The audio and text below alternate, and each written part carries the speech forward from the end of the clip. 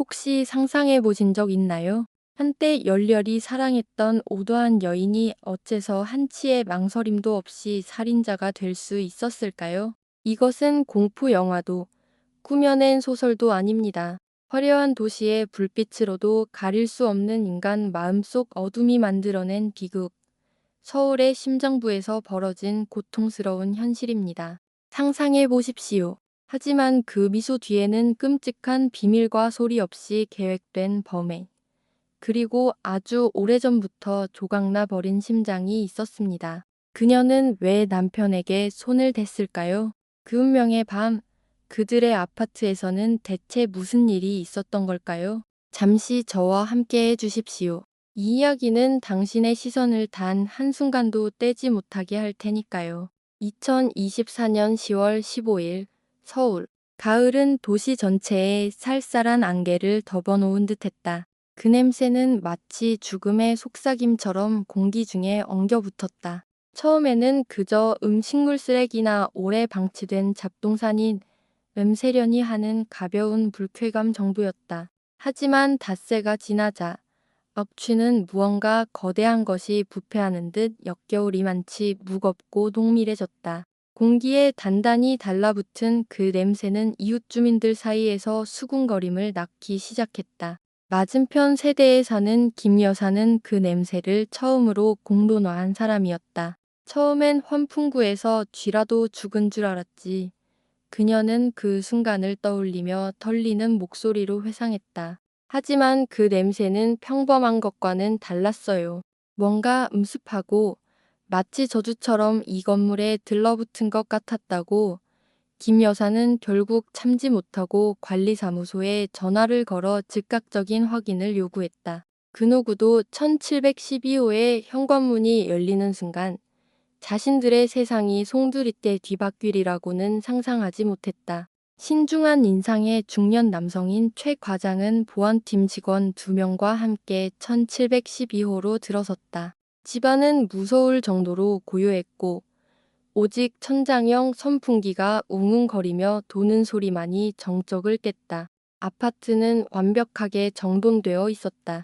값비싼 가구들은 흠잡을 데 없이 배치되어 있었고 회색 가죽 소파와 벽에 걸린 추상화, 식탁 위에 마른 꽃병까지 모든 것이 완벽했다. 하지만 그 역한 냄새는 그들을 거실의 한쪽 벽, 본래 장식품을 두기 위해 섬세하게 설계된 붙박이장으로 이끌었다. 최 과장이 살짝 떨리는 손으로 붙박이장의 문을 힘껏 열었을 때 그곳에 있던 모두는 숨을 멈췄다. 바닥에 거의 맞닿은 수납 공간 안, 머리부터 발끝까지 세 겹의 비닐로 꽁꽁 싸매인 시신 한 구가 미동도 없이 누워 있었다. 피 한 방울, 질린 흔적 하나 없었다. 오직 작은 메모지 한 장만이 시신 옆에서 떨어져 나왔다. 마치 극심한 공포 속에서 쓴 듯 들리는 필체였다. 나는 좋은 남편이었습니다. 희생자의 신원은 금세 밝혀졌다. 박민준 39세, 서울에서 잘나가는 인테리어 디자인 회사 대표. 그는 2달여 전인 7월 말 아내 이소연에 의해 실종 신고된 상태였다. 하지만 그 긴 시간 동안 누구도 그의 흔적을 찾지 못했다. 아파트는 마치 아무 일도 없었다는 듯이 밝고 깨끗했다. 그러나 진실은 박민주는 단 한 번도 집을 떠난 적이 없다는 것이었다. 그는 그들이 함께 쌓아 올린 보금자리, 5살 난 딸 소미의 웃음소리가 엊그제까지 울려 퍼지던 바로 그곳에 소리 없이 누워 있었다. 민중과 서연은 주변 사람들 눈에는 완벽한 부부였다. 그들은 8년 전 서연이 가르치던 요가 클래스에서 만나 불같은 사랑에 빠졌다. 3년 후 결혼했고 딸 소미는 그들의 행복을 증명하는 상징처럼 태어났다. 1712호 거실 벽에 걸린 가족사진 속 소미를 목말 태운 민중과 그 옆에서 환하게 웃는 서연의 모습은 수많은 이들의 부러움을 샀다. 하지만 그 사진 뒤편에서 그들의 결혼 생활의 균열은 소리 없이 깊어지고 있었다. 이서연 35세의 육아 수강생들 눈의 우아함과 평온함의 상징이었다. 그녀는 영감을 주는 여성이었고 SNS에는 늘 몽환적인 사진들을 올렸다. 창가에 놓인 국화차 한 잔, 노랗게 물든 삼성동거리의 은행나무 아래에서의 오후, 그리고 내려놓음과 내면의 평화에 대한 명언 한 구절. 남편이 실종된 2달 동안 서연은 꾸준히 요가 클래스에 나왔고 수강생들에게 미소를 보였으며 느리게 사는 삶과 자신을 사랑하는 법에 대한 글을 공유했다. 누구도 의심하지 않았다. 그 평온한 미소 뒤에 하늘이 무너질 비밀이 숨겨져 있으리라고는. 그 2달 동안 서연은 탈소미를 강원도 춘천에 있는 친정어머니 댁에 보냈다. 부부 모두 일이 너무 바빠 각자의 시간이 필요하다는 핑계였다. 주말마다 그녀는 2시간이 넘게 차를 몰아 딸을 보러 갔다. 그녀는 여전히 다정한 엄마였다.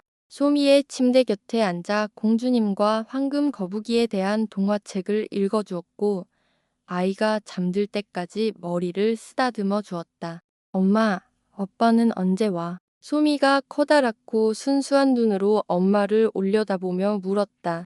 서연은 부드럽게 미소 지으며 대답했다. 아빠는 지금 아주 중요한 프로젝트 때문에 바쁘셔, 우리 소미. 하지만 아빠는 늘 우리 곁에 계실 거야. 마음속으로 말이야.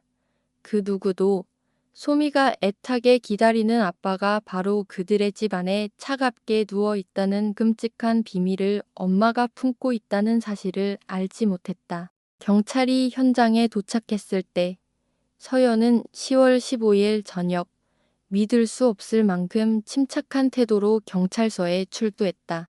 옅은 회색 스웨터에 머리를 높게 묶은 그녀의 눈은 겨울 호수처럼 맑았지만 그만큼 차가웠다. 다른 여자랑 떠난 줄 알았어요. 그녀는 마치 자신과 상관없는 이야기를 하듯 담담하게 말했다. 처음엔 고통스러웠지만 받아들이는 법을 배웠어요. 냄새에 신경 쓰지 못해 죄송합니다. 그 말은 수사관들을 소름 돋게 했다. 내용 때문이 아니라 마치 이 순간을 위해 아주 오래전부터 대본을 준비해 온 듯한 그녀의 말투 때문이었다. 건물 CCTV는 더 소름 끼치는 사실을 드러냈다. 박민준이 실종된 2달 동안 서연은 일주일에 2번, 늘 밤 10시가 넘은 시간에 아파트로 돌아왔다. 그녀는 1시간 남짓 머물다 떠나곤 했다. 경찰에 추가 신고를 하지도 이웃에게 묻지도 단 한 번도 걱정하는 기색을 내비치지도 않았다. 그저 아파트 안에서 무엇이 자신을 기다리는지 정확히 알고 있는 사람처럼 조용히 드나들었을 뿐이다. 거기에 왜 돌아갔습니까? 베테랑인 강 팀장이 날카롭게 물었다. 서연은 그의 눈을 똑바로 쳐다보며 대답했다.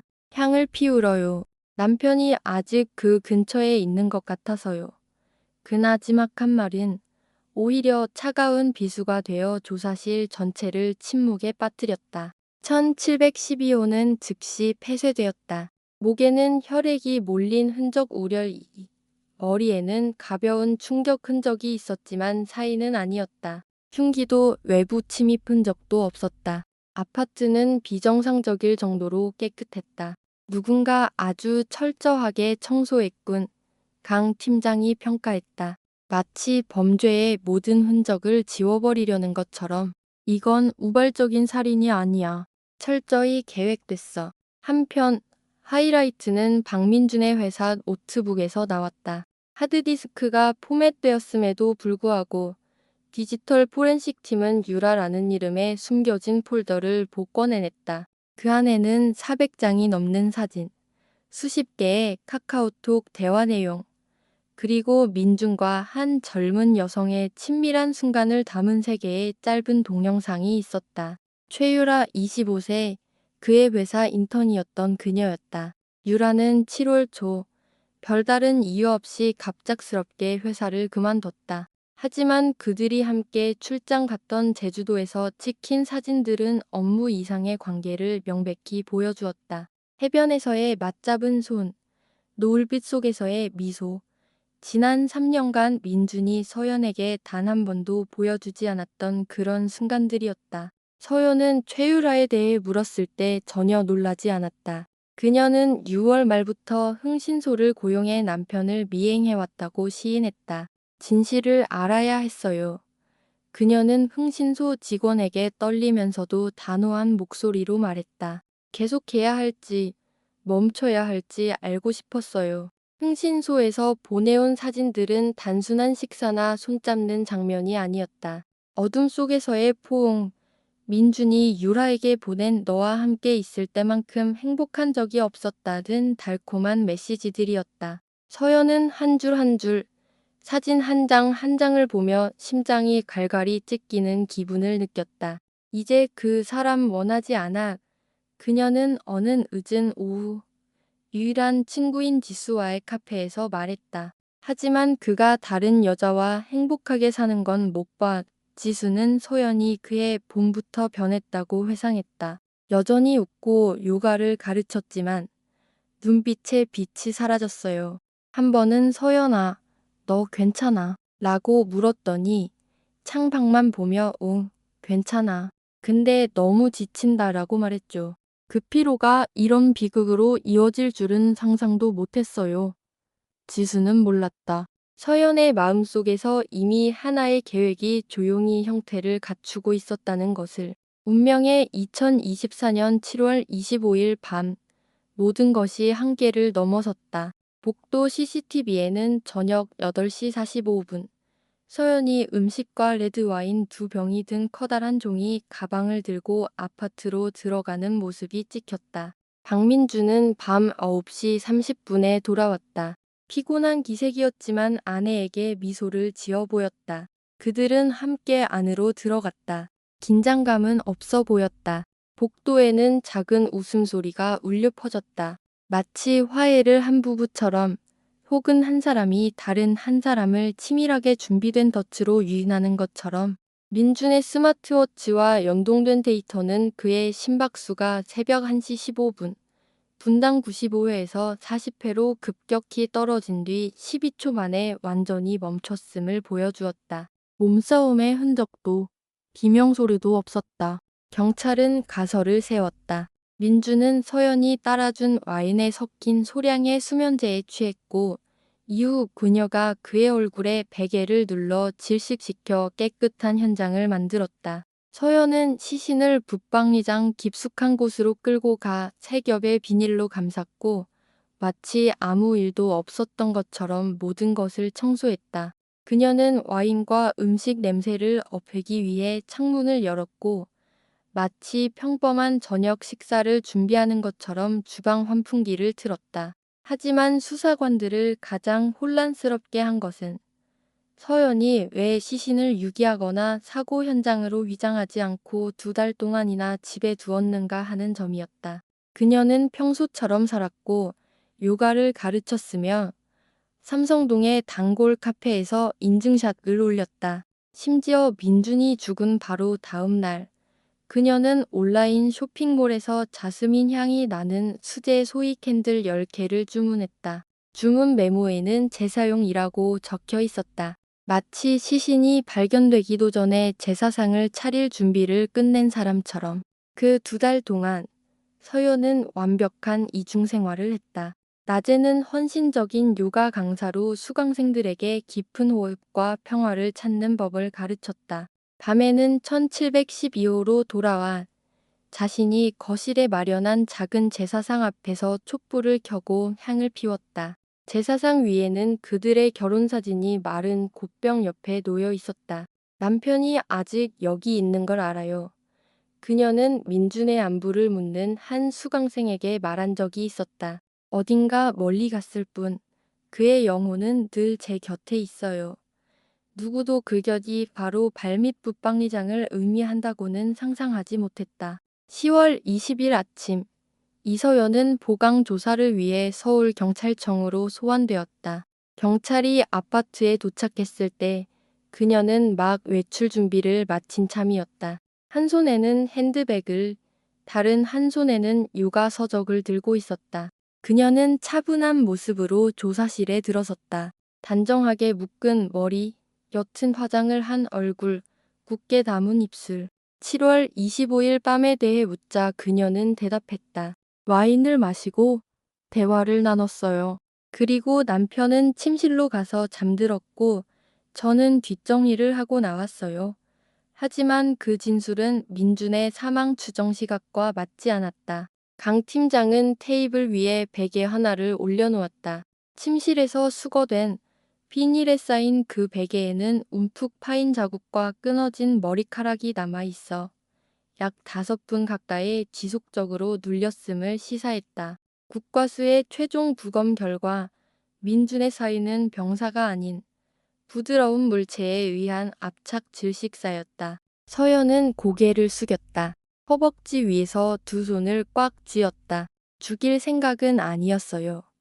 그녀가 속삭이듯 말했다. 그녀는 붉어진 눈으로 말했다. 마치 그 순간의 기억이 여전히 자신을 불태우는 것처럼. 민준이 숨을 거둔 후 서연은 방 안의 모든 불을 켰다. 그리고 조용한 피아노 곡을 틀었다. 드뷔시의 달빛. 그들이 결혼식 날 들었던 바로 그 곡이었다. 그녀는 회색 알랑의자에 앉아 남편의 시신을 마주 보고 말했다. 마지막으로 내 말을 들어줘. 비록 시신일 뿐이라도. 그것은 그녀가 범행을 자백하는 순간이었지만 동시에 아주 오래전부터 산산조각난 한 여자의 마음이 드러나는 순간이기도 했다. 사랑했어요. 그녀가 수사관에게 말했다. 하지만 그는 더 이상 나를 보지 않았어요. 나는 그저 내가 한데 존재했다는 사실을 그가 기억해 주길 바랐을 뿐이에요. 경찰이 서연을 연행해 갈 때 그녀의 5살 딸 소미는 유치원에서 태연하게 가족 그림을 색칠하고 있었다. 그림 속에는 아빠와 엄마, 그리고 그 둘의 손을 잡고 가운데에 서 있는 소미가 있었다. 그림 아래에는 삐뚤빼뚤한 글씨로 우리 가족이라고 적혀 있었다. 나중에 커서 엄마가 아빠를 죽였다는 진실을 알게 되었을 때 이 아이는 그 기억을 어떻게 마주하게 될까? 그 순수한 색연필 자국은 과연 순수함을 간직할 수 있을까?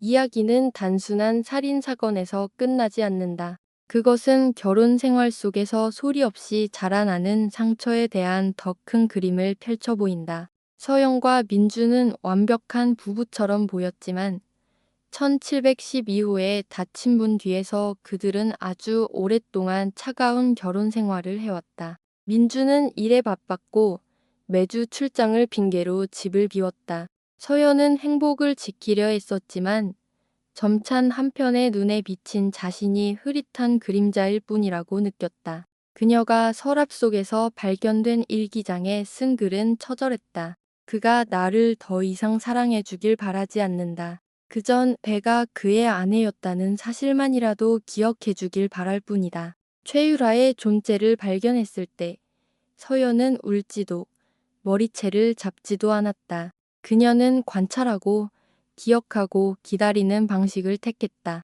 그녀는 남편의 모든 발걸음을 추적했고 흥신소에서 보내온 사진 한 장 한 장은 그녀의 자존심에 박히는 비수였다. 하지만 그녀는 바로 행동하지 않았다. 인내심 강한 사냥꾼처럼 모든 것을 끝낼 때가 왔다고 결심한 7월 25일 밤까지 기다렸다. 민중과의 불륜 관계에 있던 젊은 여성 최유라는 사건 소식을 듣고 완전히 무너져 내렸다. 그녀는 10월 22일 용의자가 아닌 참고인 신분으로 경찰에 소환되었다.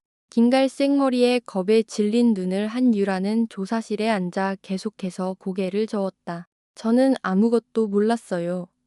그녀는 떨리는 목소리로 말했다. 민준 씨를 사랑했지만 그가 죽었다는 건 몰랐어요. 그냥 바빠서 잠시 연락이 안 되는 거라고만 생각했어요.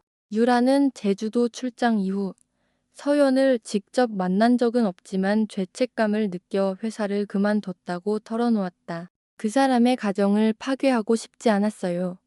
그녀는 눈물을 흘리며 말했다. 한 남자는 목숨을 잃었고 한 여자는 미래를 잃었으며 한 젊은 여성은 평생을 죄책감 속에 살게 되었다.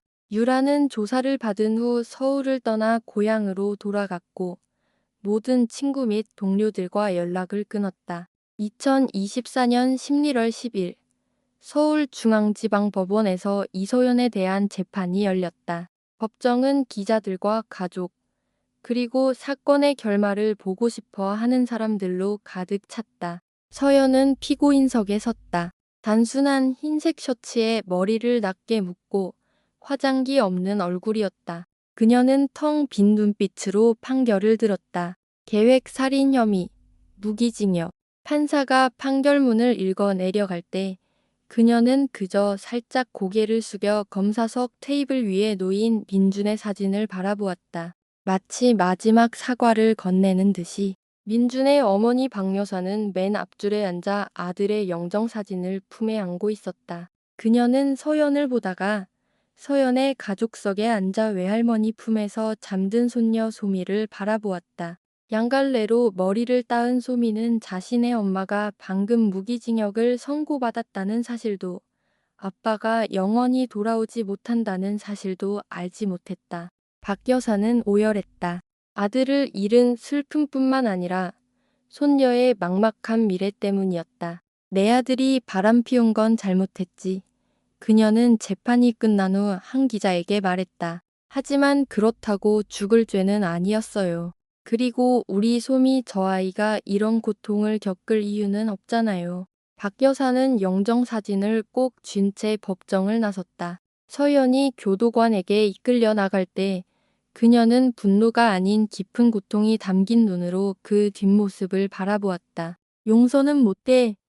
그녀가 메인 목소리로 말했다. 하지만 둘 다 불쌍할 뿐이야. 그 말은 근처에 서 있던 젊은 기자를 울게 만들었다. 그 말 한마디에 이 비극의 모든 진실이 담겨 있었기 때문이다. 이 이야기에는 승자가 없었다. 한 사람은 죽었고 한 사람은 어둠 속에서 살아가며 한 아이는 어른들의 잘못된 선택이 만든 비극 앞에 영문도 모른 채 서 있다. 사건은 순식간에 SNS를 뜨겁게 달궜다. 사랑해서 죽였다는 키워드가 실시간 검색어에 오르며 수천 개의 논쟁을 낳았다. 어떤 이들은 서연을 배신당한 마음의 희생자라며 동정했다. 너무 사랑했기엔 너무 미워한 것이라는 글이 한 커뮤니티에 올라왔다. 하지만 그녀를 냉혈한이라 부르며 분노하는 이들도 많았다. 이혼할 수도, 떠날 수도 있었는데 왜 굳이 죽여야 했나? 라는 댓글이 반박했다. 그러나 이 여론의 폭풍 속에서 박 여사의 울음과 순진하게 가족 그림을 그리던 소미의 모습이야말로 가장 오래도록 사람들의 마음을 떠나지 않는 잔상이었다. 서영과 민준의 이야기는 단순히 한 건의 범죄 기록이 아니다. 그것은 결혼 생활에 보이지 않는 상처, 봉합되지 않은 균열, 그리고 사랑이 한계에 내몰렸을 때 어떻게 증오로 변질될 수 있는지에 대한 서늘한 경고다. 만약 당신이 누군가와 관계를 맺고 있다면 기억하라. 누구도 하룻밤 사이에 사라지지 않는다. 모든 것에는 신호가 있다. 문제는 당신이 그 신호를 제때 알아차리고 행동하느냐이다. 조금만 더 일찍 집에 들어가 곁에 있는 사람에게 물어보라. 피곤하지 않아? 당신은 괜찮아? 하고 싶은 말 없어. 때로는 제때 건넨 질문 하나가 한 사람의 인생 전체를 구할 수도 있으니, 그리고 미완성 가족 그림을 그리던 5살 소미를 기억하라. 어른들의 잘못된 선택이 다시는 한 아이의 빛을 빼앗지 않도록. 홀로 부서지는 마음의 소리를 누가 들었나. 따스했던 보금자리는 숨막히는 감옥이 되고, 꿈은 이미 오래전에 죽어버린 그곳에서 그대가 약속을 잊지 않았더라면, 내가 단 한 번이라도 소리내 울 수 있었더라면 운명의 그 밤은 오지 않았을까? 단 한 번의 몸짓에 쓰러진 우리의 모든 날들.